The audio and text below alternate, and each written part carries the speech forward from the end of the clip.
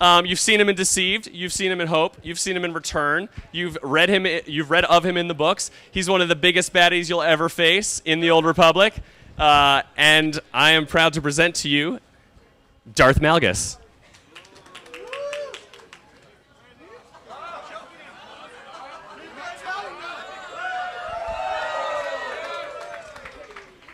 So there he is. He's going to be here all weekend at BioWare Base. You can feel free to come up, take a picture with him.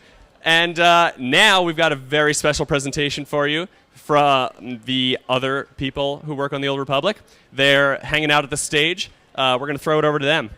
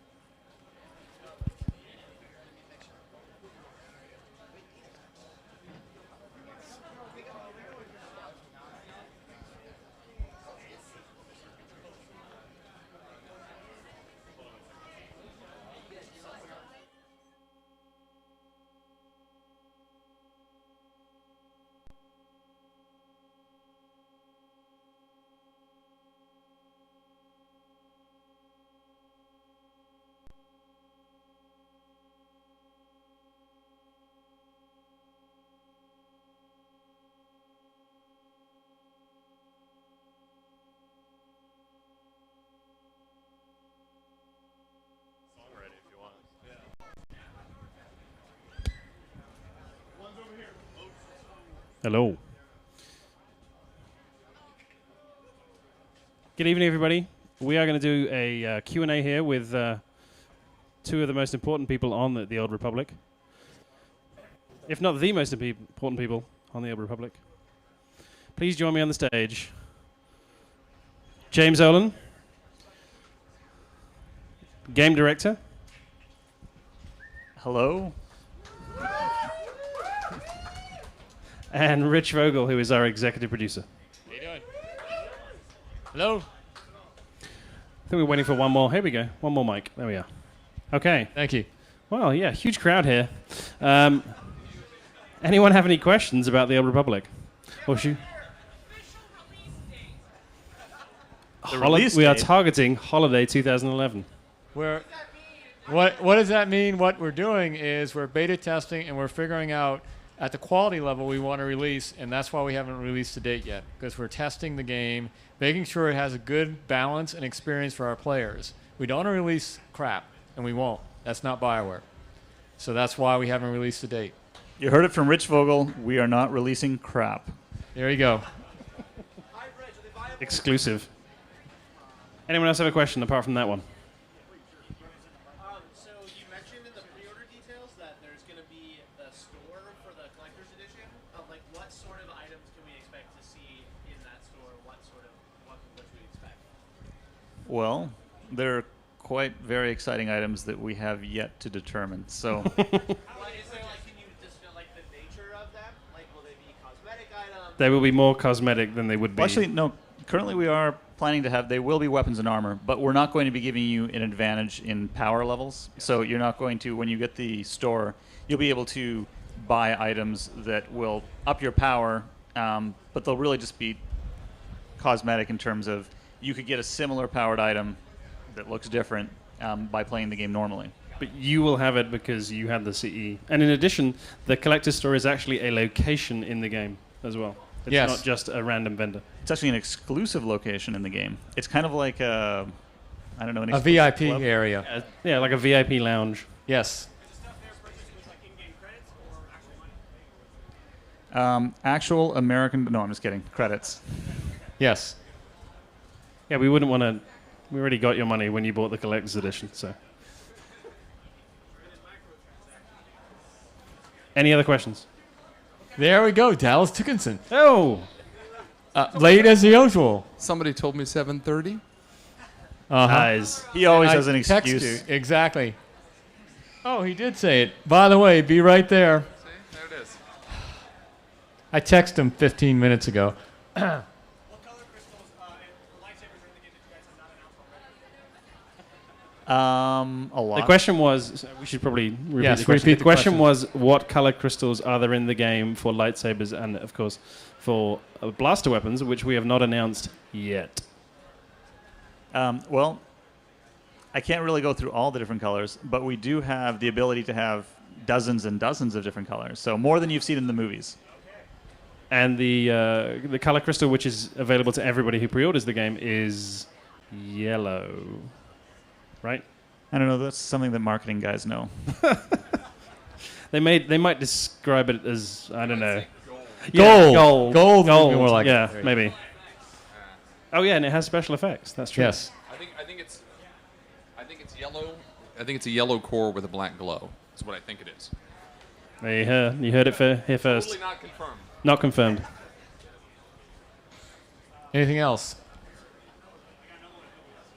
Sure. Are there shards in the game? Like something like Star Trek Online or Champions Online, how like I'm in Coruscant and my friend's next to me, but I can't see him because he's in Coruscant 12 and I'm in Coruscant 4. Will there be any kind of implementation like that in the game? And if so, how are you guys handling that? So the question is, are there Instance. shards in the game, similar to, I guess, what you would see in City of Heroes, where Instancing. instancing, yes, but where you basically split a zone, and you could have a friend with you, and he could be right beside you, but you can't see him because he's in a separate shard. We have the technology for that, but we're going to be using it very sparingly. So we're trying, like right now, our targets tech-wise are that we don't have to use it, but on launch day, it's probably we're going to have so many people in a given origin world that will most likely have to use it. But it's something we don't want to have as a common. Scale back depending on whether or not it's needed. Correct. As Yes. the game progresses and we have the population normalizes, that won't be used at all.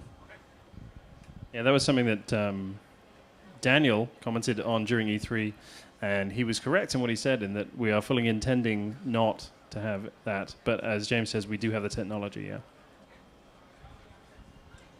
Yeah. Your stances on advanced class swapping, if it's still kind of on the table, you think it'll run out? So the question is, in Star Wars: The Old Republic, you have advanced classes that you get to pick at a certain level, where you specialize your class. Can you switch once you've made a choice in advanced class? That's the question. So currently, we are going to be allowing you to respec your advanced class, and the reason we went that way is because it's a big choice, and some people might make the wrong choice.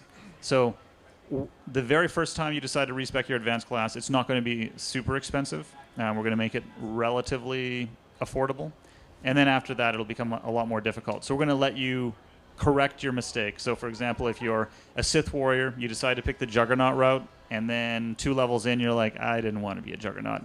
That first correction will be easy. But then after that, we're going to make your advanced class choice be very difficult to respec. Further swapping, hopefully, so you're not just, grab my gear from the bank and I'll go do this. You just want to, Correct. Yeah, correct, yeah. Sorry. I have nothing to add to that. Okay. I know. Well, we're trying to get their site to melt down.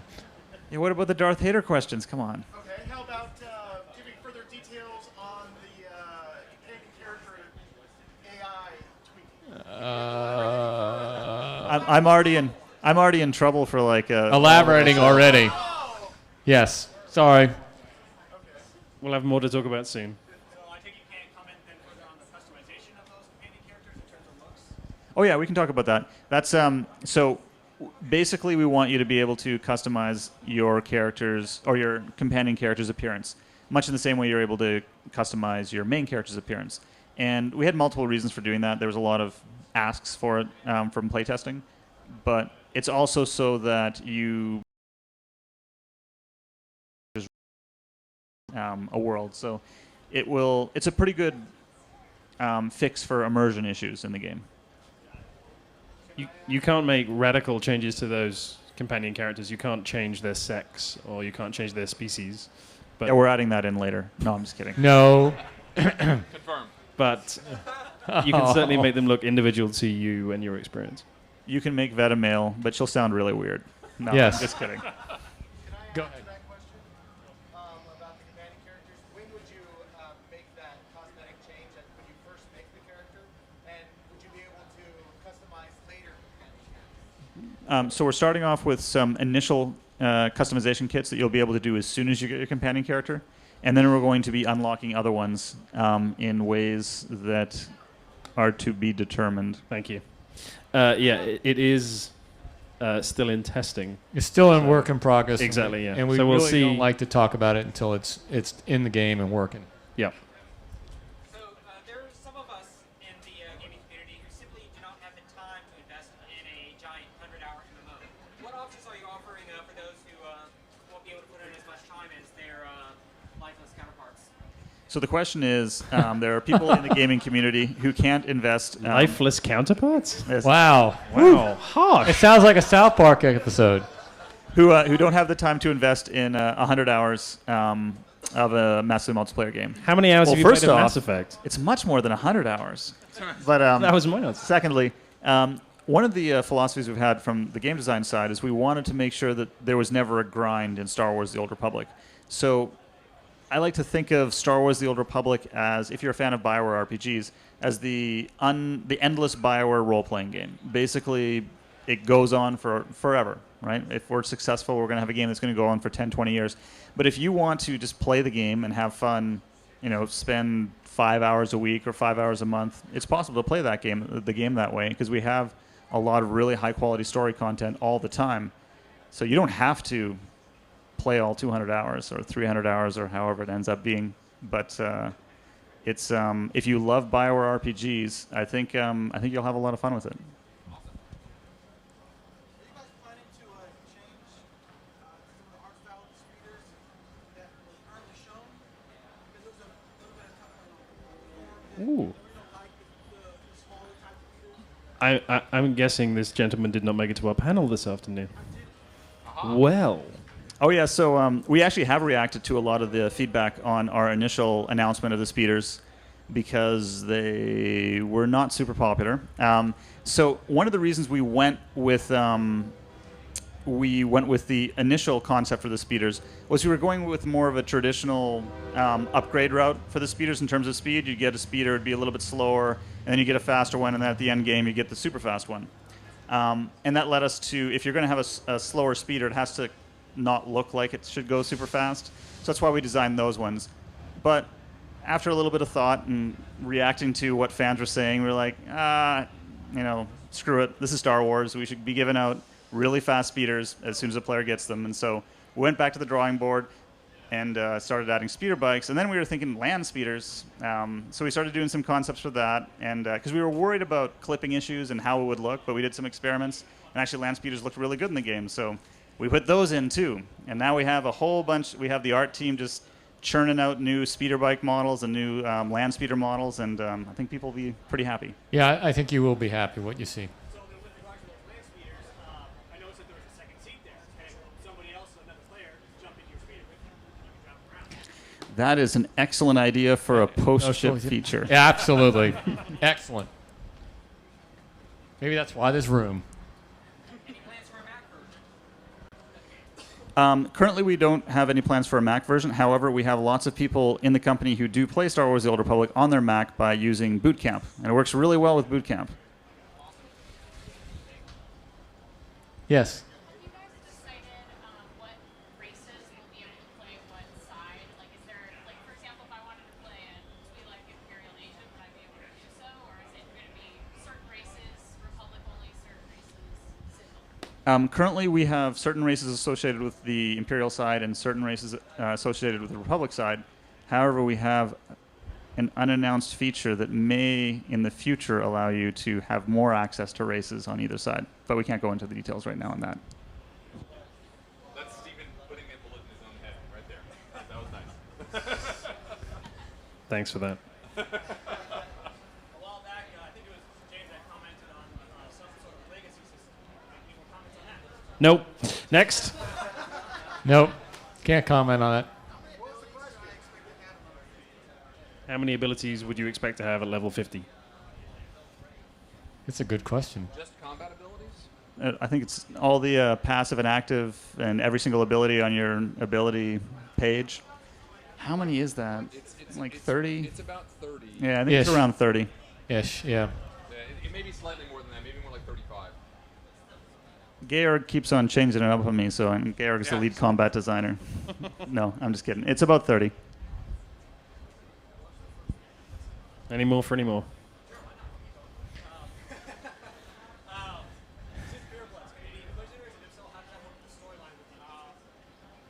Can Sith purebloods be Inquisitors? The answer should be.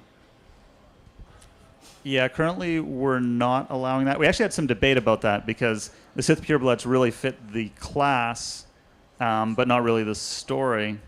So right now we're not allowing it, but you never know on a release.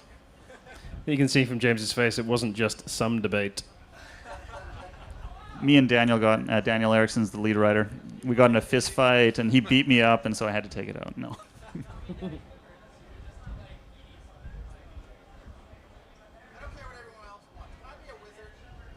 Can you be a wizard? Actually, you can be a wizard in some ways. Originally, the Jedi Consular was called the Jedi Wizard. So If you choose to call yourself a wizard, even though Yes. you're a consular, You can do that as a counselor. Yep, that's it. Can you have a personal title, the wizard? not currently. No. Make one of the planet natives address the councilor as some sort of wizard. There's an idea. Like a crazy Good old wizard, idea. perhaps. Like a cultural thing. Are there any plans for vanity armor that you can equip that would sort of supersede what armor you're wearing? So that, let's say, if you wanted to wear a really cool, like, Lando Calrissian outfit instead of... There you go. We did have some ideas about that, but we decided to not do that because it would kind of it would supersede our whole equipment system, and we didn't want to do that. We wanted you to have to use the equipment system to determine how you looked. So if you want to look a certain way, you're going to have to make sacrifices in combat abilities. So for example, if you're going to wear the Slave Leia, metal bikini, you're not going to be so good in combat. Will there be hot pants? Hot pants. there may be some models that one could potentially describe as that. I wouldn't call them that in game. Like Corellian hot pants, I don't think is a feature we're adding. Until now. Nar Shaddaa hot pants, maybe. We don't have dancing Wookiees. Boo. I know. Don't say never. We covered this earlier on. It'll be a mixture of purely cosmetic and functional items, but the functional items will be equivalent in power to other items in the game. Is that about right? And we also mentioned that the actual location where you'll get the store is like an exclusive location in the game that only people who have access. Yeah, the can go to. VIP section. And with credits, yes. So with your personal ship sort of acting as like not only a transportation, but also like a home base for you and people that you're happening to adventure with, are there any plans for like interior customization? Can you have like the head of the Rancor that you killed or the lightsaber of the Dark Jedi that you killed like on display? So the question is, are you going to be able to customize the interior of your starship? So that is something that we have in our design plans, but most likely it's not going to be in for ship. That's something that will, a post-ship feature. It's on the wall of crazy, which is That's what we nickname our post-ship features. We have a lot of ideas. Yes. Yeah, Everyone so many contributes ideas. to the wall of crazy. yeah, it's a big wall. Yes.